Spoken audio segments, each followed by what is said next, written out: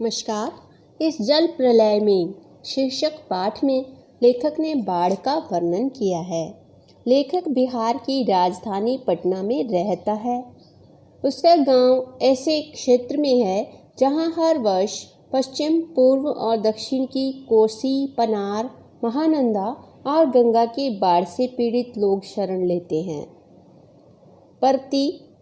परती यानी बंजर भूमि पर गाय, बैल, भैंस तथा बकरों के झुंड को देखकर लोग बाढ़ की भयंकरता का अनुमान लगा लेते हैं।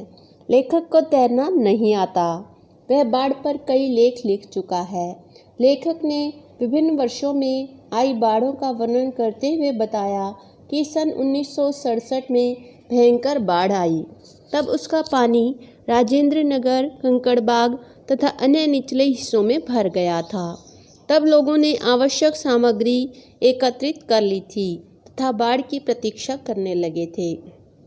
इसी बीच कभी राजभवन तो कभी मुख्यमंत्री निवास के बाढ़ में डूबने के समाचार आते रहे। कॉफ़ी हाउस भी पानी में डूब चुका था। लेखक अपने एक अंतरंग मित्र के साथ रिक्शा में बैठकर बाढ़ पीड़ित क्षेत्रों को देखने के लिए निकलता है। उस समय दूसरे लोग भी बाढ़ का पानी देखकर लौट रहे थे। सभी लोगों के यह जानने की जिज्ञासा थी कि पानी कहाँ तक आ गया है और कहाँ तक आने की संभावना है। लेखक भी पहले तो लौटने का विचार कर रहा था, किंतु तभी उसने कुछ और आगे जाने का मन बना लिया। वह रिक्शा में बैठकर गांधी मैदान की ओर चल देता है। गांधी मैदान की रेलिंग के सहारे खड़े हजारों लोग पानी को देख रहे होते हैं। संध्या हो चुकी थी। बहुत से लोग पान की दुकान के सामने खड़े होकर समाचार सुन रहे थे। पानी स्टूडियो तक आ चुका था। समाचार दिल दहलाने वाला था, किंतु लोग कुछ ज़्यादा परेशान नहीं थे। वे अन्य दिनों की भांति ही हंस खेल रहे थे। उस पान वाले की बिक्री अवश्य बढ़ गई थी।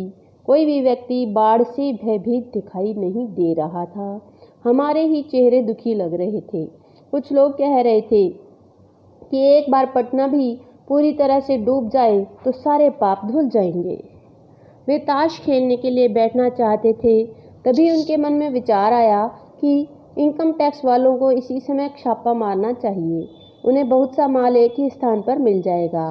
लेखक अपने मकान पर पहुंचा ही था कि उसी समय लाउड स्पीकर से घोषणा करने वाली गाड़ी उनके मोहल्ले में आ पहुंची।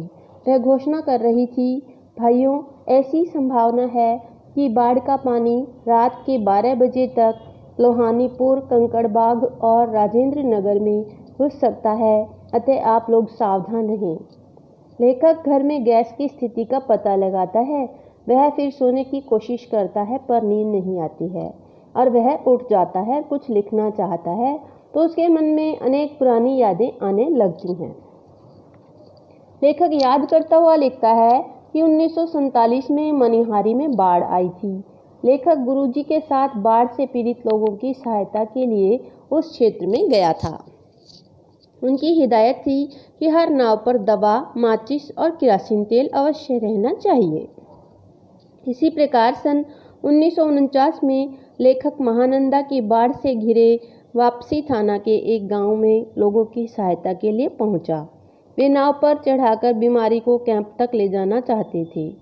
एक बीमार के साथ उसका कुत्ता भी चढ़ गया, किंतु दूसरे लोगों द्वारा एतराज करने पर वह व्यक्ति अपने कुत्ते समेत नाव से नीचे कूद गया था।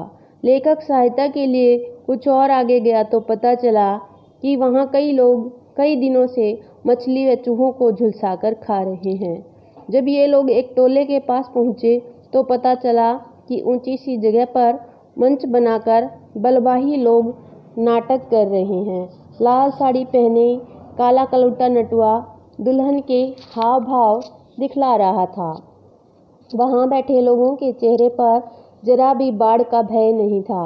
इसी प्रकार सन 1967 की बाढ़ में जब पुनपुन का पानी राजेंद्र नगर में घुस आया था तो एक नाव पर कुछ सजे धजे युवक युवतियों की टोली किसी फिल्म में देखे हुए कश्मीर का आनंद घर बैठे लेने के लिए निकली थी।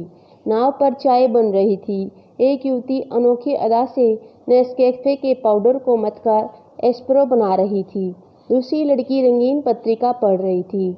एक युवक उस युवती के सामने घुटनों पर कोहनी टेककर डायलॉग बोल रहा था। ट्रांजिस्टर पर कोई फिल्मी गाना बज रहा था। लेखक रात के 2:30 बजे तक जागता रहा, किंतु तब तक बाढ़ का पानी नहीं आया था। सभी लोग जागते रहे।